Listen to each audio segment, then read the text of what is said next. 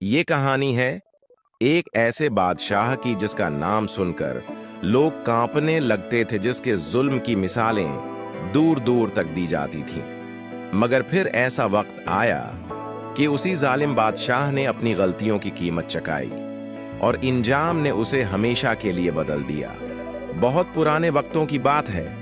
अरब के एक दूर दराज इलाके में एक बादशाह हुकूमत करता था जिसका नाम था जालिम शाह। इसके महल सोने से जगमगाते थे, मीनार आसमान से बातें करते थे, मगर उसका दिल बिल्कुल पत्थर था।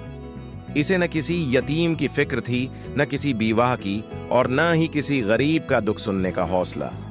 इसका एक ही उसूल था, जो मेरी बात न माने वो जीने के काबिल नहीं।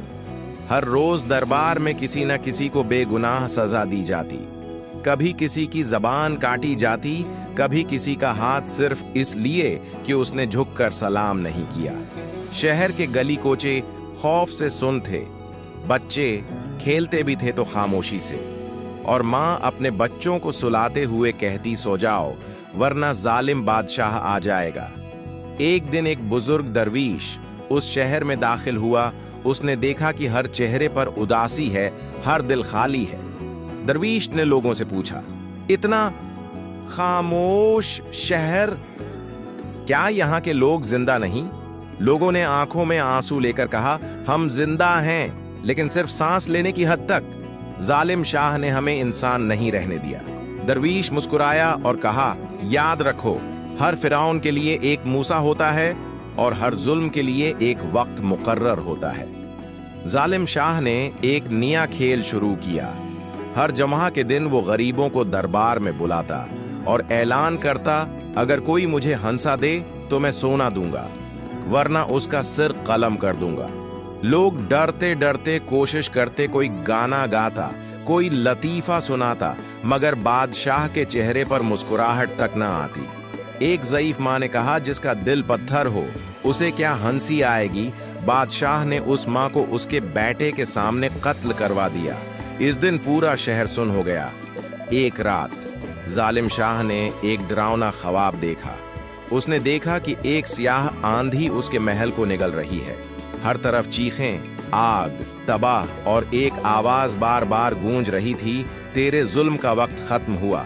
वो हड़बड़ा कर उठा, खौफजदा, पसीने में भीगा हुआ। ये पहला मौका था कि उसके दिल में डर पैदा हुआ।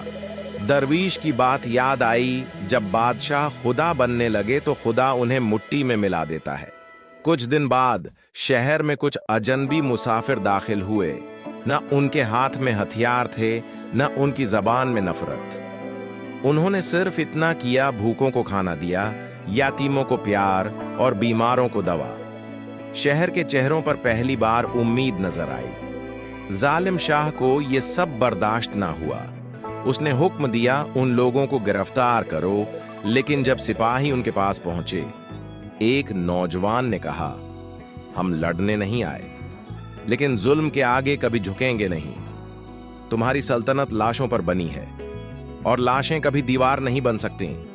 उसी रात एक जोरदार जलजला आया, जमीन कांपी, महल के मीनार गिर गए, आधा महल मलबे का ढेर बन गया।